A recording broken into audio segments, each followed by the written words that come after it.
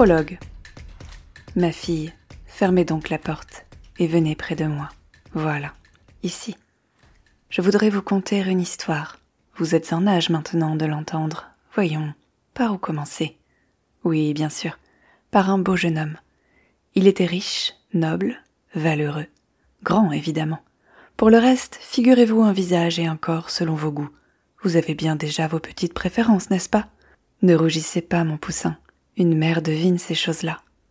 Notre héros, donc, voulait prendre femme, et pour choisir son épouse, il avait imaginé une étonnante épreuve. Les prétendantes devaient passer une nuit dans un lit fort haut, fait d'un empilement de 10 matelas.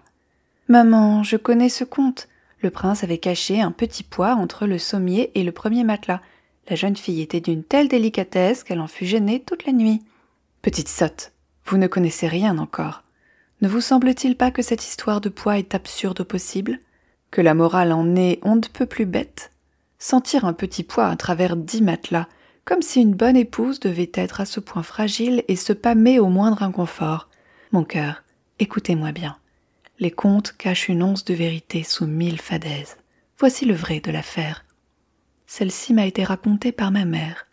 Pour commencer, il n'était pas prince, mais lord héréditaire, près de Greenhead, à 50 lieues d'ici.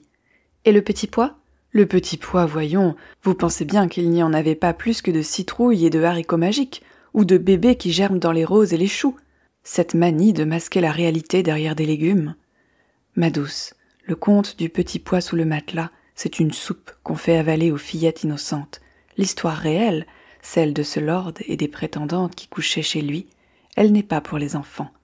Il est des vérités sur l'amour, sur les nuits des jeunes filles et ce qu'elles font dans leur lit, qu'on apprend en grandissant. Ce sont ces secrets que je m'en vais vous conter. Aussi, tendez une oreille attentive et ne m'interrompez plus. Bouche à oreille. Avec son autorité habituelle, Mrs. Watkins se plaça devant la fenêtre et émit 3 augures. Premièrement, un orage éclaterait en fin d'après-midi. Deuxièmement, les tulipes sortiraient tard cette année. Troisièmement, une nouvelle extraordinaire allait bientôt lui être portée. En mars, les averses impromptues étaient quotidiennes à Greenhead. Dans cette région au climat rude, les tulipes poussaient toujours plus tardivement qu'au sud de l'Angleterre. Quant à la nouvelle extraordinaire, il suffisait d'observer la rapidité avec laquelle la voisine, Mrs. Barrett, traversait l'allée pour conclure qu'elle amenait une information de la plus haute importance. Car la brave Mrs. Barrett ne se pressait jamais. Ses jambes courtes n'avaient pas été conçues à cet effet. Et pourquoi se dépêcher quand on vivait dans une région reculée où rien ne se passait jamais? Depuis le dernier bal, donné par la ville pour fêter le premier jour de l'an 1813, Greenhead s'était engourdi dans 2 mois d'ennuis pesants. Et voilà que Mrs. Barrett courait à la porte des Watkins. Mrs. Watkins tira sur sa jupe, tapota son chignon, sonna pour le thé, s'assit, prit une longue inspiration. Quand le majordome annonça Mrs. Barrett, elle affichait le détachement le plus distingué. « Linda, quel plaisir !» dit-elle, et dans ces 3 mots, elle parvint à insuffler à la fois la surprise et l'enthousiasme. « Ma chère !» dit Mrs. Barrett, qui de son côté n'insuffla rien, étant très essoufflée. Mrs. Watkins versa le thé, offrit un biscuit et toutes les petites phrases d'usage. Elle s'en débarrassa aussi vite qu'il était acceptable. Platitude sur les confitures préparées par sa cuisinière, les camélias qui égayaient les parterres en hiver, le dernier bal qui datait de si loin. Enfin, Mrs. Barrett reposa sa tasse, poussa un soupir et sembla prête à lâcher le morceau. Mrs. Watkins se pencha en avant. Elle était presque tendue, ce qui était une véritable gageure dans ce corps tout en mollesse, chignon tremblotant, lèvres affaissées, cou plissé, épaules tombantes, ventre coulant. Les chairs flasques de Mrs. Watkins ne tenaient ensemble que par une volonté de faire. Cette énergie brûlait dans un unique but, bien marier ses 3 filles. Les boucles de Mrs. Barrett s'agitaient sous son bonnet tant elle brûlait de parler. « Oh, ce biscuit est délicieux !» dit-elle. « Vous féliciterez la cuisinière pour moi ?» Mrs. Watkins, sur les charbons ardents, la remercia. « Mais j'oubliais, bien sûr, vous avez appris la nouvelle !» ajouta Mrs. Barrett. Mrs. Watkins secoua impatiemment la tête. Même le majordome, debout dans un coin du salon, inclina une oreille. « Vraiment? Vous ne savez donc pas ?» Mrs. Watkins était sur le point d'imploser. Heureusement, Mrs. Barrett ne pouvait contenir plus longtemps sa révélation. On raconte que le fils de Lord Henderson se cherche une épouse, s'écria-t-elle. Comment ? Mrs. Watkins faillit en lâcher sa tasse. Comme la nouvelle était proprement révolutionnaire, elle répéta « Comment ?» encore une ou deux fois, sous le regard satisfait de Mrs. Barrett. « Mais je croyais Blenkinsop Castle déserté, dit-elle enfin. Le domaine est à l'abandon. Son fils ? Mais oui, il avait pourtant un fils, il y a si longtemps. Je le pensais, peut-être, parti à Londres, chez un grand-oncle, ou dans les colonies. Qui donc se souvient de lui ? Tout cela est si loin. » Mrs. Watkins en perdait sa syntaxe. Mrs. Barrett, étant passée par la même commotion quelques minutes plus tôt, opinait vigoureusement. « Blenkinsop Castle, je n'y suis plus allée depuis le mariage, continua Mrs. Watkins. Vous rappelez-vous ? Enfin, ma chère, comment l'oublier ? Le mariage dont il était question avait eu lieu un quart de siècle plus tôt.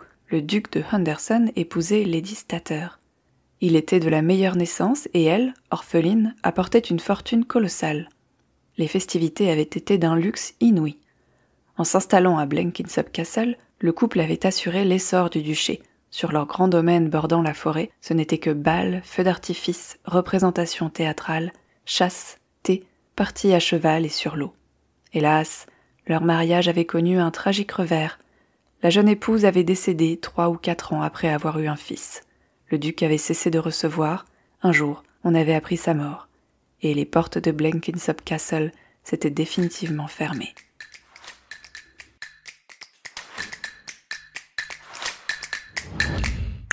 Vous écoutez Inky et Pete se livrent, le podcast lecture en 15 minutes, à peu près, qui donne vie et voix aux premiers mots d'un livre et vous donne envie de découvrir les suivants.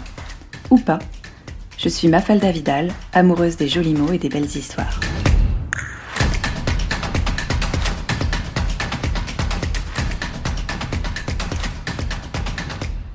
Vous venez d'écouter l'Inky Pete de D'or et d'oreiller, écrit par Flore Vesco, publié en 2021 à l'École des loisirs. L'histoire derrière D'or et d'oreiller, c'est l'histoire de Sadima. Sadima, c'est la femme de chambre et aussi la sœur de lait de Margaret, Maria et May, les 3 filles de Madame Watkins. Quand les filles de la maison reçoivent la fameuse invitation du lord à passer la nuit chez lui, sans chaperon, leur mère commence par s'insurger du manque de convenance du dit lord. Mais bon, il est richissime, alors elle peut bien fermer les yeux sur cette inconvenance. Cette nuit, en solitaire, est présentée comme une épreuve à passer pour devenir la femme du lord. Mais ce n'est pas tout à fait l'épreuve qu'on croit. Le lit est certes démesurément haut, mais il n'est pas précisé si un petit poids se trouve sous les couches de matelas. Les 3 sœurs vont échouer, mais Sadima va réussir. Et elle va alors se rendre compte que cette épreuve n'était en fait que la première de 3 épreuves, et elle va se trouver forcée de passer les 2 autres. Mais pas tout de suite. D'abord, elle doit faire connaissance avec Adrian, le fameux Lord Henderson, avec son unique domestique, avec son chat et avec sa demeure. D'or et d'oreiller se présente comme la revisite du célèbre conte de la princesse au petit pois. Conte qui est, je pense que nous serons tous d'accord, un peu cucul-à-praline, et qui n'a pas vraiment de sens non plus. Ne serait-ce que parce que le petit pois, il est déjà écrasé par tous les matelas avant même que quelqu'un ou quelqu'une ne passe la nuit dessus. Mais en réalité, le conte de la princesse au petit pois sert juste de base, de prétexte. Et le roman est rempli de clins d'œil à plein d'autres contes. Cendrillon, La Belle et la Bête, Barbe Bleue. Ce qui est sûr, c'est que tous les ingrédients du conte sont présents dans cette histoire. On a une princesse, même si Sadima n'est pas vraiment une princesse, et certainement pas au petit pois. On a un prince, même si ce n'est pas vraiment un prince, c'est un lord, et même s'il n'est pas tout à fait charmant, en revanche, il est tout à fait charmeur. On a aussi une belle-mère, très belle pour le coup, mais vraiment méchante ? Pas gratuitement en tout cas. Les fonctions du conte sont là aussi. La première, découvrir la vie, mais aussi apprendre les leçons de la vie. Leçons pas toujours évidentes et souvent déguisées. En bref, grandir, découvrir et se découvrir. Dans cette histoire, la part belle est faite à la découverte et à la curiosité. Ici, ce n'est pas un vilain défaut, au contraire, elle est encouragée. La découverte de soi, la découverte de l'autre, la découverte de son son propre corps et celui de l'autre aussi. La découverte de la magie intérieure, de sa magie intérieure. La découverte aussi des mots et des jeux possibles avec les mots et de leur pouvoir. pouvoir que renferment les lettres, la ponctuation, les silences et les non-dits aussi. Donc finalement, la découverte de la magie des mots et de la lecture. Cette découverte passe par des comptines qui répondent aux contes, qui se brodent comme une dentelle autour de lui, une dentelle qui retirerait ses ailes pour se transformer en dents et croquer le conte, les comptines, la vie, sans modération. C'est un peu le roman parfait pour toutes les amoureuses et tous les amoureux des mots. D'or et d'oreiller, c'est aussi un roman qui interroge la place de la femme. Dans les contes, la femme apparaît souvent, pour ne pas dire toujours, comme passive, et les seules femmes actives sont pointées du doigt, parce que ce sont les méchantes, les marâtres, les belles-mères pas belles du tout, ou alors les femmes douées de magie. Et si on réfléchit, sans ces femmes au pouvoir magique, fées ou sorcières, les contes n'existeraient pas. D'ailleurs, ils ne s'appellent pas contes de fées pour rien. Les fées sont le moteur. Dans Cendrillon, c'est bien une fée qui fait bouger les choses. Dans Peau d'âne, c'est une fée qui aide Peau d'âne à s'échapper. Dans La Belle et la Bête, le destin de la bête est contrôlé par une fée. Dans La Belle au bois dormant, une fée est à l'origine de la malédiction, et des fées gagnent du temps, et des fées encore aident le prince Philippe. Dans Pinocchio, sans la fée bleue, pas de petit garçon. Dans La Petite Sirène, pas de fée, pas de jambes, pas d'histoire. Donc vous avez compris l'idée, les fées, les femmes et leur magie sont les créatrices d'histoire. Et ici, Sadima porte à la fois le rôle de la femme et de la fée. Et elle fait exploser, presque littéralement, les préjugés et les idées préconçues, à la fois sur les femmes, mais aussi sur la noblesse. Et par là même, sur toute la société. Pour ça, elle met le corps, sa complétude, sa sensualité au centre. Pour résumer, D'or et d'oreiller, c'est une histoire qui prend l'apparence d'un conte, d'une comptine, mais on sait bien que les apparences sont trompeuses. C'est aussi une histoire d'intimité, d'amour, de corps qui se cherche, de sensualité, de magie qui se trouve. C'est une histoire destinée aux enfants et aux adultes curieux, qui n'ont pas peur de poser des questions, qui n'ont pas peur non plus de chercher ce qui est caché et de trouver ces choses cachées, de trouver ces réponses.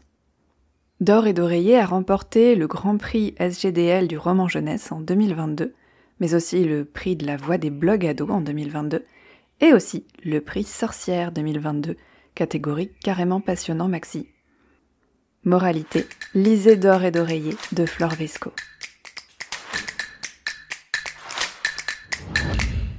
Merci de m'avoir écouté jusqu'au bout. Si vous avez passé un bon moment, dites-le moi, dites-le aussi à votre plateforme d'écoute, et n'hésitez pas à partager le podcast avec d'autres amoureux et amoureuses des mots. À bientôt!